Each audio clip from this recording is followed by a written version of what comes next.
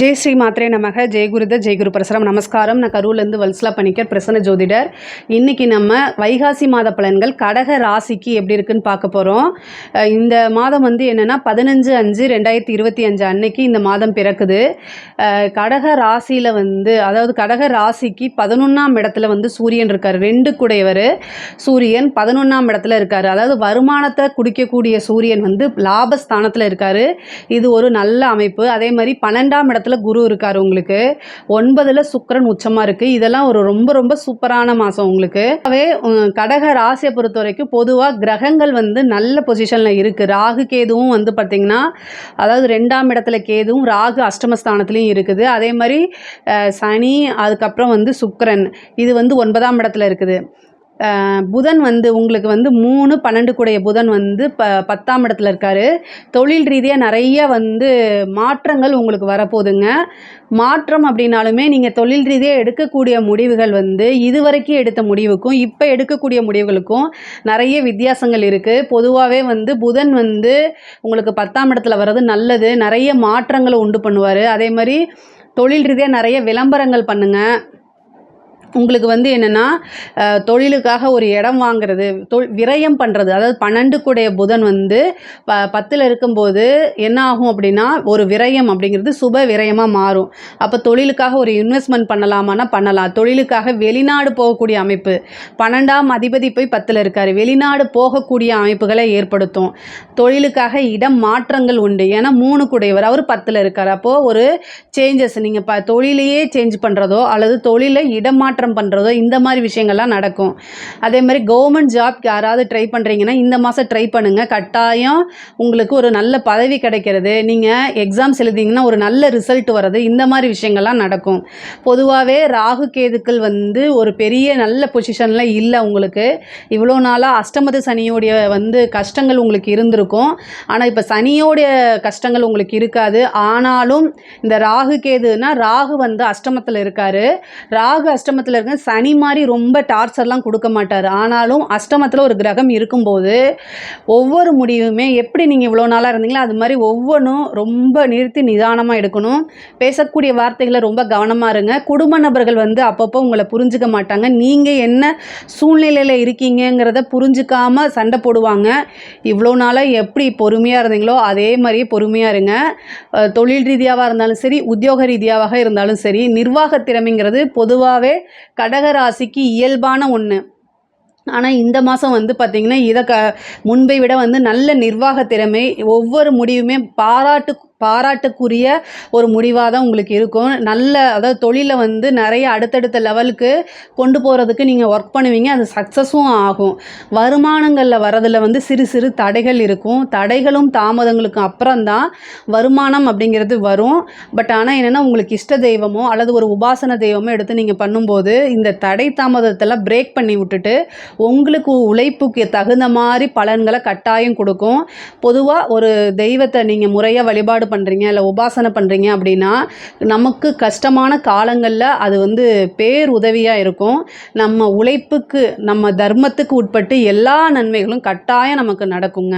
அதுதான் தெய்வத்துடைய சக்திங்கிறது. நம்ம தெய்வத்தை மட்டும் கும்பிட்டுட்டே இருந்தால் அது கொடுத்துறாது. நம்மளும் நிறைய முயற்சிகளை போடணும். நமக்கு ஜாதகத்தில் எவ்வளோ பெரிய யோகங்கள் இருந்தாலுமே நம்ம என்ன முயற்சிக்கிறோமோ அந்த முயற்சிகளுக்கு மட்டும்தான் கிரகங்கள் பலாபலன்களை கொடுக்கும். கிரகம் எப்போவுமே நன்மையை மட்டும் செய்யாது, அதே மாதிரி தீமையை மட்டுமே செஞ்சுட்டு இருக்காது. பொதுவாகவே நிறைய அஸ்ட்ராலஜர்ஸ் வந்து பெரிய லெவலில் பயமுறுத்தி விடுறாங்க. சனி, அதாவது நம்ம என்ன தப்பு செய்கிறோமோ அந்த தப்புக்கு கண்டிப்பாக பனிஷ்மெண்ட்டை கொடுத்துரும். ஆனால் அதுக்கு நல்லதுக்கு தகுந்த மாதிரி நல்ல விஷயங்களும் கிடச்சிரும். ஸோ நம்மளுடைய செயல்பாடுகள் தான் கிரகங்கள் தீர்மானிக்குதுங்கிறத ஃபஸ்ட்டு நம்ம ஒரு நல்ல புரிதல் வேணுங்க. நமக்கு ஒரு நல்ல புரிதல் இருந்துட்டாலே நம்ம லைஃப்பில் ரொம்ப சக்ஸஸ் ஆயிடுவோம். ஏன் அப்படின்னா, நம்ம பொதுவாக அஷ்டமத்து சனி, 7.5 சனி, குரு வந்து அஷ்டம குரு, இந்த மாதிரி விஷயங்களையே தான் அதிகமாக மிகைப்படுத்திக்கிறோம். பட் நம்மளோட லைஃப்பில் நிறைய விஷயங்கள் நமக்கு இருக்குது. என்ன இல்லையோ அதை நினச்சி மட்டும் வருத்தப்படுறது வந்து மனிதனோட இயல்பாக மாறிடுச்சு. ஸோ நமக்கு நிறைய என்ன விஷயங்கள்லாம் இருக்கோ அந்த விஷயங்களை நினச்சி நீங்கள் சந்தோஷப்பட்டீங்க அப்படின்னா நமக்கு இல்லாத விஷயத்தை பற்றி கவலைகள் நமக்கு இருக்கவே இருக்காது. நம்ம சந்தோஷமாக இருக்கிறதுக்கு தான் நம்ம கடவுள் நம்மளை படைச்சிருக்காரு. ஸோ அதனால் புத்திசாலித்தனமாக உழைங்க, புத்திசாலித்தனமாக முடிவெடுங்க. இயற்கையாக எல்லாமே உங்களுக்கு அதிர்ஷ்டமாக மாறிடும். உங்களுக்கு லைஃப்பில் கஷ்டமே இருக்காது. ஏன் சொல்கிறேன் அப்படின்னா பொதுவாகவே கடக ராசிக்காரங்க நிறைய ஹெல்பிங் மைண்ட் இருக்கும், நிர்வாக திறமையும் நல்லா இருக்கும். இது வந்து நிறைய பேருக்கு வராது. ஆனால் கடகராசிக்கு இயல்பாக வரும். ஃபேமிலிக்காக நிறைய டெடிக்கேட்டடாக இருப்பீங்க. பொதுவாகவே கஷ்டப்பட்டு முன்னேறினவங்களாக தான் நிறைய பேர் கடகராசிக்காரங்க இருப்பாங்க. கடகராசிக்காரங்களும் இருப்பாங்க. கடகராசியில் யாரெல்லாம் இருக்கீங்களோ அவங்களுடைய அம்மாக்கள் எல்லாமே ரொம்ப கஷ்டப்பட்டு முன்னேறி வந்தவங்களாக இருப்பாங்க. இது கரெக்டாக இருக்கா நீங்கள் செக் பண்ணிக்கோங்க. பொதுவான பலன்களை தான் நான் இப்போ சொல்கிறேன். எதுக்காக இவ்வளோ தூரம் சொல்கிறேன் அப்படின்னா அஷ்டமத்தில் ஒரு கிரகம் இருக்குது, அதை நினச்சிக்கிட்டே இருக்காதீங்க. ஏன்னா இது எதுக்காக சொல்கிறேன்னா இந்த மாதம் உங்களுக்கு நிறைய நன்மைகள் நடக்க போகுது. நல்ல பொசிஷனில் சில கிரகங்கள்லாம் இருக்குது. சுக்கிரன் உங்களுக்கு 4 கூடையவர் தான், அவர் 9ஆம் இடத்துல இருக்கார். இதெல்லாம் 9ஆம் இடத்துல உச்சமாக இருக்கார். இதெல்லாம் ரொம்ப நல்ல பலன்கள். அதே மாதிரி புதனும் வந்து உங்களுக்கு 10ஆம் இடத்துல இருக்கார். சூரியன் 11ல் இருக்கார். அதாவது சூரியன் வந்து பொதுவாகவே 11ல் இருந்தால் கோடி தோஷ நிவர்த்தி. அந்த சூரியன் 11ல் வர காலகட்டங்களில் வந்து அஷ்டமத்து சனி வேலை செய்யாது, அஷ்டம ராகு வேலை செய்யாது, அஷ்டம குரு வேலை செய்யாது. ஏன்னா நவகிரகங்களுக்கெல்லாம் ராஜாவே சூரியன் தான்.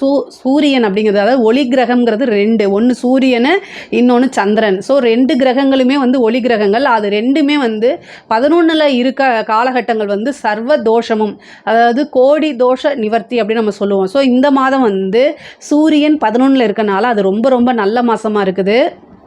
இது வந்து ரொம்ப நல்ல மாதமாக இருக்குது.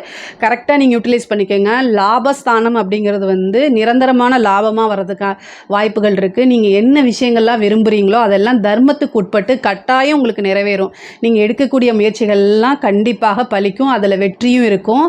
காரிய தடைகள், வருமானத்தில் தடை அப்படின்னா விநாயகருக்கு வெள்ளை இருக்குல்ல தீபம் போடுங்க. கட்டாயம் அது வந்து உங்களுக்கு இந்த தடை தாமதங்களாக நீக்கி என்னென்ன பிரச்சனைகளுக்கும் அந்த காரிய தடையெல்லாம் மாறி காரிய சித்தியாக மாறும். முக்கியமாக சித்தி விநாயகர் கோவில் பக்கத்தில் இருக்குது. நீங்கள் எதுவுமே வந்து ரொம்ப காம்ப்ளிகேட் பண்ணி செய்ய வேண்டாம். உங்கள் வீட்டுக்கு பக்கத்துலேயோ அல்லது நீங்கள் வேலை பார்க்கக்கூடிய உத்தியோகஸ்தானத்துலேயோ தொழில் ஸ்தானம் பக்கத்தில் கோவில் இருக்குது. விநாயகர் கோவில் எல்லா பக்கமுமே இருக்கும். அங்கே போயிட்டு ஒரு 2 தீபம் போடுங்க. தேங்காய் எண்ணெயிலே போடுங்க. நிறைய பேர் கேட்டிருந்தீங்க தேங்காய் எண்ணெய் என்னங்க சமைக்கிறதுக்கு, தடவுறதுக்கு, ஹேரில் தடவுறதுக்கு தான் யூஸ் பண்ணுவோன்னு. ஒவ்வொரு எண்ணெய்க்கும் ஒவ்வொரு பலன் இருக்குது. ஸோ அதனால் வந்து பியூரான, அதாவது செக்கில் ஆட்டின தேங்காய் எண்ணெயில் வெள்ளருக்கு திரி வாங்கி அதில் போடுங்க. எவ்வளோ பெரிய காரிய தடையாக இருந்தாலும் சரி காரிய சித்தி ஆகும். வராத பணம்லாம் வரணும் அப்படின்னா இந்த விளக்கை போட்டுட்டு ட்ரை பண்ணுங்கள், கட்டாயம் வந்துடும். பெண்களை பொறுத்த வரைக்கும் கணவருடைய தேக ஆரோக்கியத்தில் கவனமாக இருக்கணும். குடும்பஸ்தானத்தில் நீங்கள் நினச்ச மாதிரி வந்து ஒரு ஆதரவு கிடைக்காது. ஆனாலும் காலங்கள் மாறும்போது எல்லாமே உங்களுக்கு நன்மையாக இருக்கும். மன கஷ்டங்கள் எவ்வளோ இருந்தாலும் அதுலேருந்து வெளியில் வந்துட முடியும். வளர்ச்சி, பொருளாதார வளர்ச்சி அப்படிங்கிறது இருக்குது. நீங்கள் உங்களுடைய முயற்சியை பண்ணிகிட்டே இருங்க, கட்டாயம் ஒரு வெற்றி கிடைக்கும். படிக்கக்கூடிய மாணவர்களுக்கெல்லாம் இது ஏற்ற காலமாக தான் இருக்குது. உங்களுக்கு உயர்கல்வியில் போகும்போது அது இன்னும் ரொம்ப ரொம்ப நன்மையை கொடுக்கும். உங்களுக்கு காலேஜ் படிக்கிறவங்கெல்லாம் வந்து இந்த காலகட்டத்தில் நீங்கள் ஒரு இன்டர்வியூ அட்டன் பண்ணுறீங்க அப்படின்னா ஒரு வேலை கிடச்சிரும். கவர்மெண்ட் ஜாப் ட்ரை பண்ணுறவங்கள கட்டாயம் ட்ரை பண்ணலாம். நிறைய பேத்துக்கு பேங்கிங்கில் வேலை கிடைக்கிறதுக்கு உண்டானது, அரசாங்க பதவி கிடைக்கிறதுக்கு உண்டானது இந்த மாதிரி இருக்குது கட்டாயம். ஏன்னா புதன் 10ல் இருக்குது. அப்போ வந்து பேங்க் சம்மந்தப்பட்டது, டீச்சிங் சம்மந்தப்பட்ட ஃபீல்டில் இது ரொம்ப சூப்பராக இருக்கும். நீங்கள் அந்த வேலைக்கு ட்ரை பண்ணாலும் கிடச்சிரும் உங்களுக்கு. அரசாங்கத்துறையில் இருக்கிறவங்க வந்து உயர் அதிகாரிகளுடைய அழுத்தங்கள், ஒர்க் ப்ரெஷர் நிறைய இருக்கும். பட் ஆனால் அடுத்த மாதம் அது மாறிடும், கவலைப்படாதீங்க. அரசியல்வாதிகளுக்கு நல்லா இருக்குது இந்த மாதம். 11ல் சூரியன் இருக்குது. அரசியல்வாதிகளுக்கெல்லாம் லாபமான மாதமாக தான் இது இருக்குது. உங்களுடைய ராசியில் வந்து செவ்வாய் இருக்குது. எப்போவுமே டென்ஷன் ஆகாமல், கோவப்படாமல், நிறுத்தி நிதானமாக பேசுங்க.